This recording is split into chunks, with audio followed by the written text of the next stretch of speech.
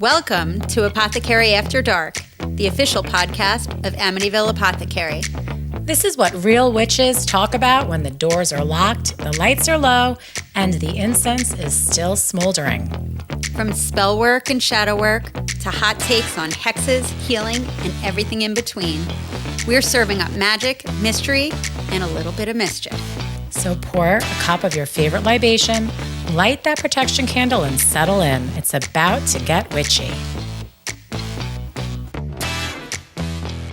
Hey everybody, welcome to another episode of Apothecary After Dark, a podcast all about witches, what they talk about when we lock the door, turn down the lights, and really get to witchy business. I'm here with my best friend, partner in crime in all things business and troublemaking.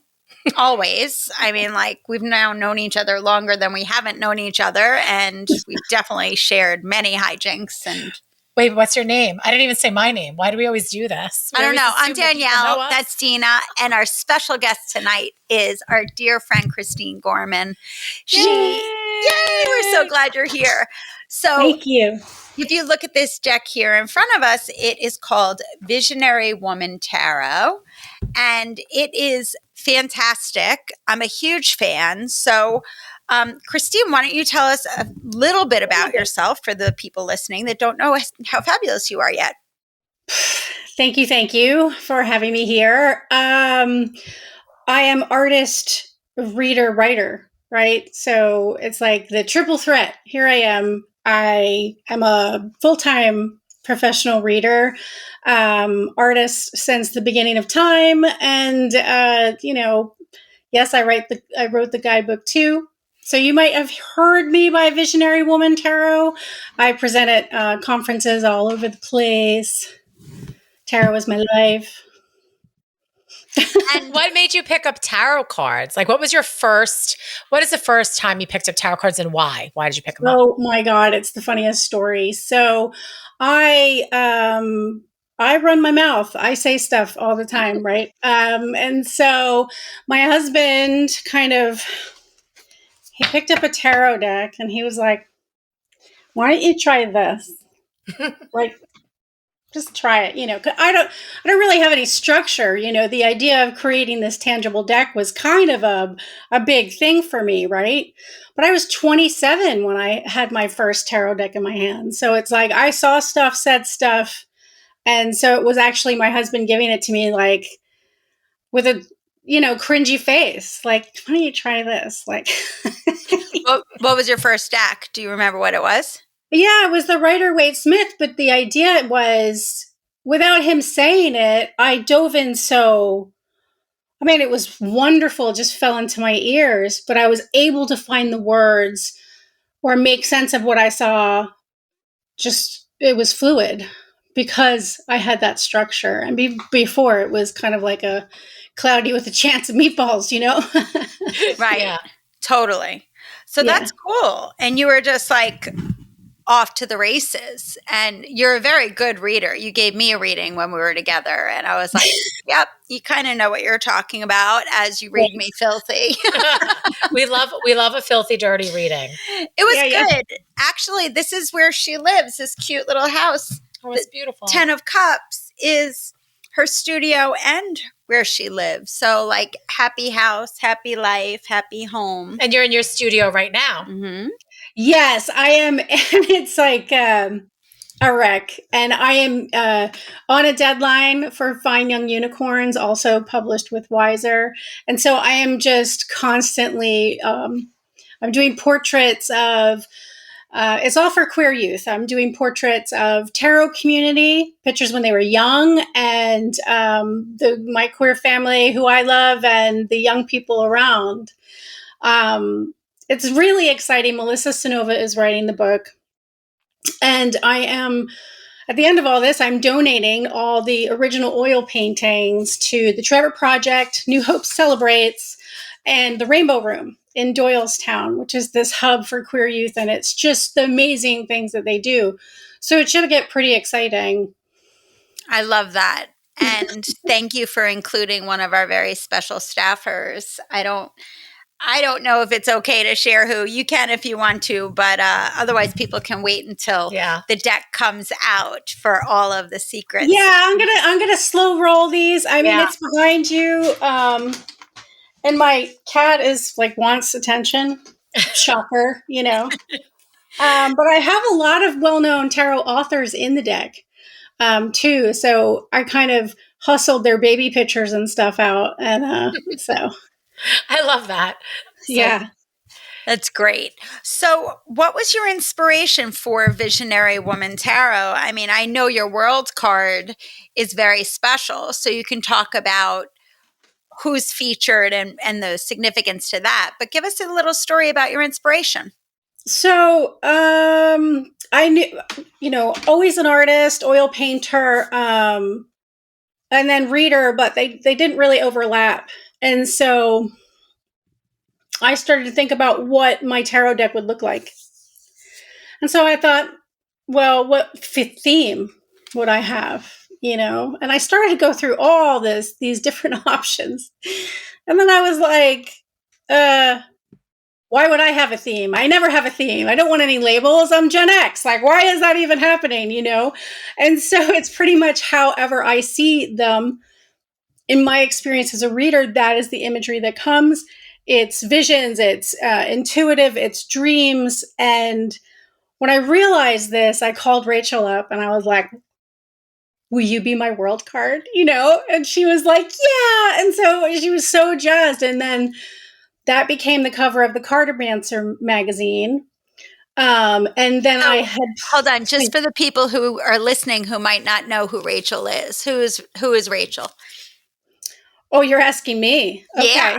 So, Rachel, queen, goddess, Leo, divine, creatrix of extraordinary myths and legends.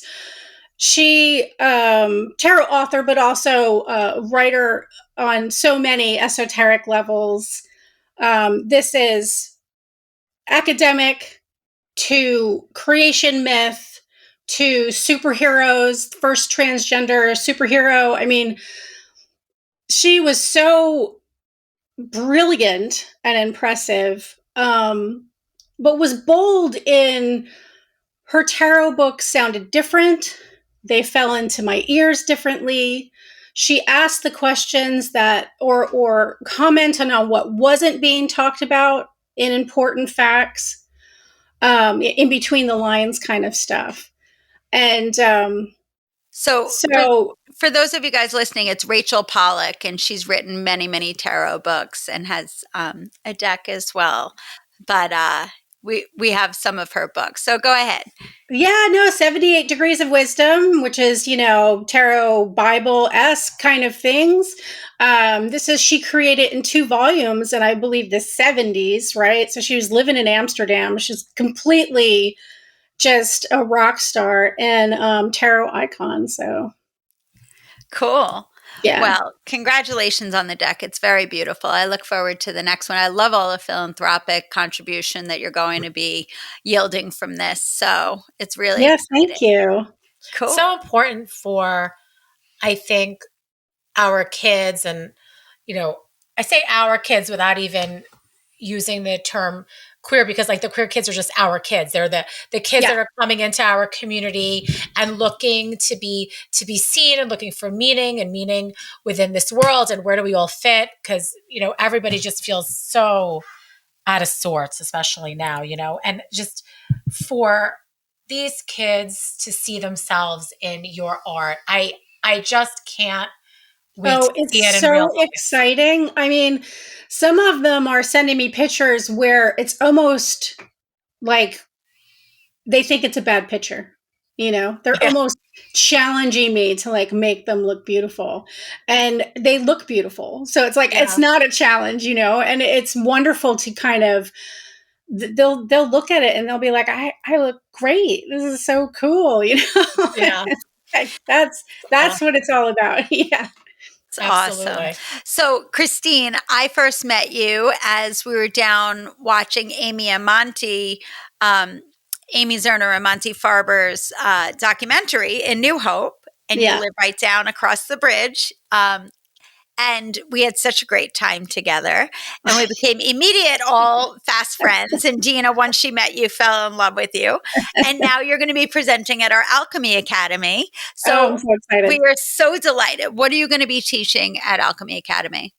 So it's about intuition, but it's about finding the appropriate question of the moment, which I feel is sometimes, it might not be the hardest thing, but it's the thing that it makes you go on the long road to get to the answer. If you just want to go directly to what you actually want to know, you have to find the appropriate question. It's going to happen fast, you know? Yeah. And so I often, like when I read for clients, I don't have a structure and I'm just, reading the way that I read. But when I read for myself, I need a structure. So I write down the relevant questions. I create a spread for myself. And I use the cards to find the question that is really important in the moment. And that's really going to give me the answer that I need. And so it's not about, oh, how can you form a creative question? It's about, that is probably the most direct route to finding your answer, is asking your cards what the question is. That's such an important thing that I think people, especially who are new to tarot and new to using cards for divination or even any type of divination, they struggle with. It's asking the right question to garner the results or the insights that you're seeking to glean, because how you express or voice that question or the inquiry has a big impact on the breadth or the depth of the response you're going to get. Sure. I mean, give me all the details. I want to know. And that's kind of where it can come from. But at the same time, we have our thinking parts of our, selves. We have what we want to hear. We have what we don't want to hear. So it's like when I am reading for clients, it's impartial. When I'm reading for myself, I need to make sure that I am like not messing around. Like I'm getting, I'm not wasting my own time. And I'm actually looking to help myself out. Right. Instead of falling into that confirmation bias trap, right? So many times when we're reading for ourselves, we're just trying to affirm the direction that we're already going into. Like we don't really want to know something different, or we really don't want to know the answer. We just want to be told that we're right. No, I want a stronger positive. Right. Right. Again. So funny. So yeah, no, we're really excited for you to come up. I think the whole event is going to be amazing. We have stellar presenters such as yourself, and it's just a beautiful community gathering where we all learn from each other and share ideas. And amazing people. I mean, Kristine is such a wonderful person. Okay. So not even like talking about the badassery that she's created, right? She's so wonderful to be around. Yeah. And I've been to many of her talks and lectures, and you always learn something about yourself. There's all this extra, it's Moxie and pixie dust all put together. And I'm just all about that. And Judica, I mean, come on. Roll out the red carpet, please. I know. And honestly, just getting to be in a room with everybody. Like, yeah. I really think that we've gotten so far away from being in the room and physically being together. And I know, right now, obviously we're virtual and we've gotten so good at virtual, but we need to be together. It's not only gathering together, but it's intimate. Yeah. I mean, that's the thing, it's like, wow, I'm included. I'm here. Everybody can see, it's like, it's not getting lost in a big, auditorium or something. No. And I always explain to people, like, you start to take yourself seriously when you're in a room with all these other practitioners. You're like, actually, I know stuff. Actually, actually, what I say is valid. How I feel is valid. My readings are valid. My magic is valid.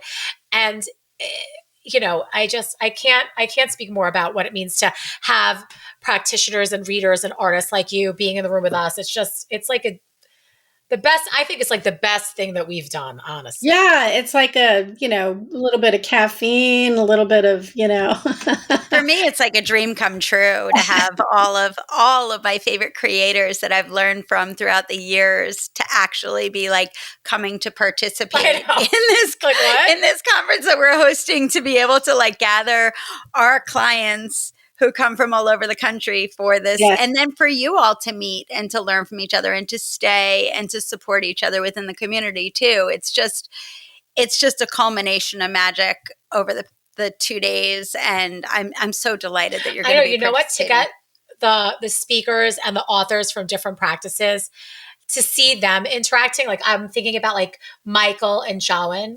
Yeah. Michael Lennox and Shawan Ku, like they were so just like vibing with each other, and they are in universes like astrology and Korean witchcraft, like Korean ancestral practices. Yeah, where like they probably would never have overlapped at all. They were like, "Did we just become best friends?" Yeah. So fun. It's really special. So we're delighted.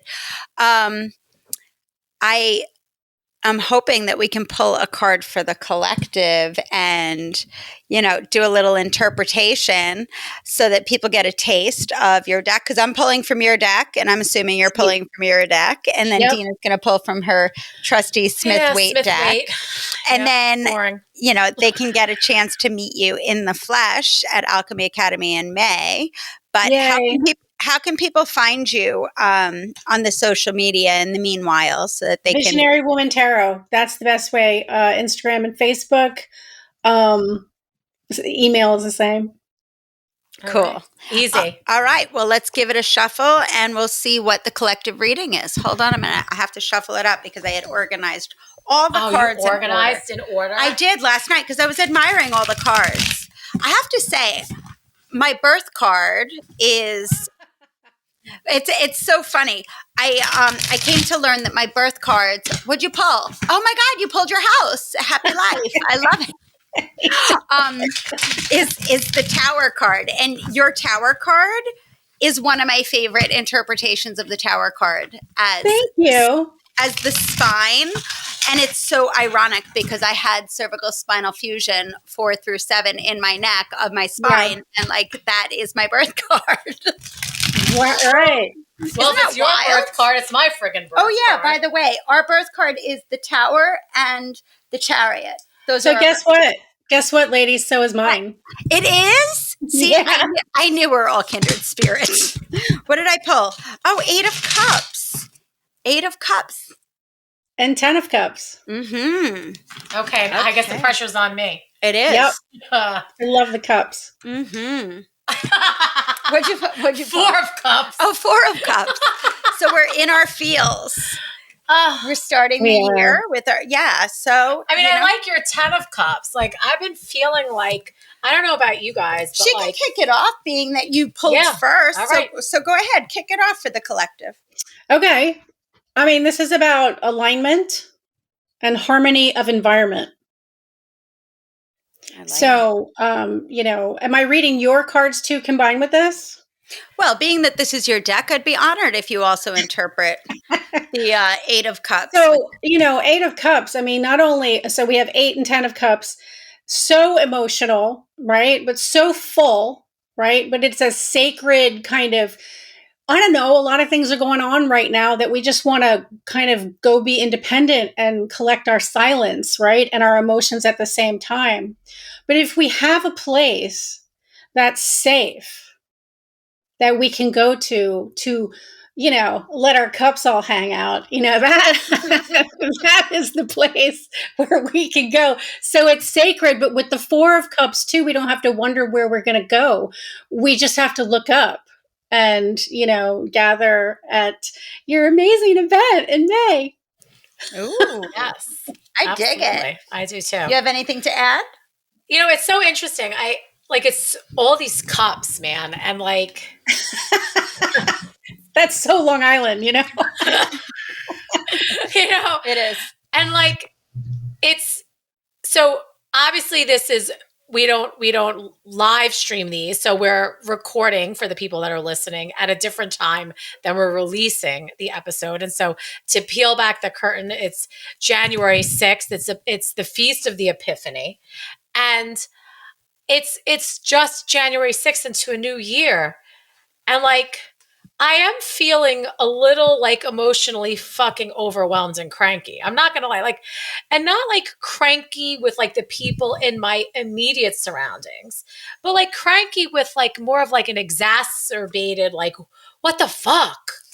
Like, well, I mean, it is also the anniversary of being like this great trespass, right? So it's yeah, like we're feeling a collective, like somebody rattling the hive, yeah, rattling the cage. And so how do we prepare ourselves emotionally for that? How can we be stable and tell our kids it's going to be okay when things are so insane?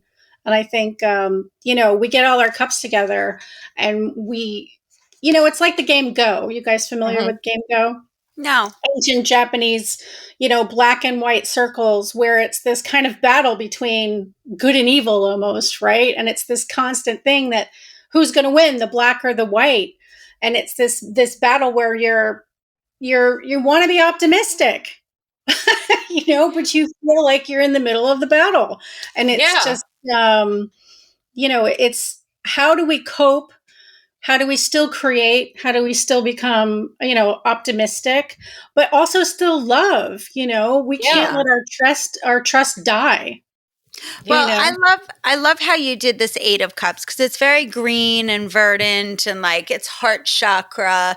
And then he's got this beautiful illumination around the head as he's, leaving all of the old cups behind. And there's a snake there. So I think like shed all of that, which is in last year, even though we're still going through it, like we're leaving it, we're shedding it and continue to shed all that nonsense. It's not in alignment. As he's like, I'm just going to climb this other mountain and like go to this horizon over here with my illuminated head and optimism and my optimism as I shine my light and like a brighter day is going to come. Yeah, and man, we are like emotional Optimus Prime. Like we are Yes. Transformers, man. We are like That's what I'm getting from your art. Yeah. No. And then your 10 of Cups has the rainbow and all the cups in the rainbow over the happy house. So, brighter days are coming. I feel that in this new year. And but the more we share our wisdom, our high heartness, right? As more we share our knowledge and as more as we listen to other people sharing their knowledge, we get stronger. And that's what I mean by bringing up the game of Go. yeah. We flip the switch. If it's too masculine, if it's too negative, if it's too some patriarchal, not just masculine, right? It's like if it's all these things, we have to kind of be together. Anyway, I can't wait to see you, girl. We love you. Awesome. Thank you so much for hanging with us. And if anybody wants to get their tickets, I mean, everybody should want to get their tickets and travel. Check out alchemyacademyschool.com for all the details on all the other speakers and how to get your tickets and where to fly into and where to stay and all that good stuff, and come hang out with us. Absolutely. We're going to be having a blast. So come join us. Make sure to follow us in all the places at Amityville Apothecary. Share this with your friends. Leave us a comment. Everybody should be leaving a comment. We definitely do not get enough comments. So that's the challenge. Please. Yeah. We're Libras. We like to yap. Well, Kiki, as you can tell, we're all like chatty Cathy. So, join the fun. Tell us your thoughts and let's riff off it. Yeah. We'll see you guys next time. All right. We'll see you soon. Thanks, honey. Bye, everybody. That's all for tonight, witches, but the magic doesn't stop here.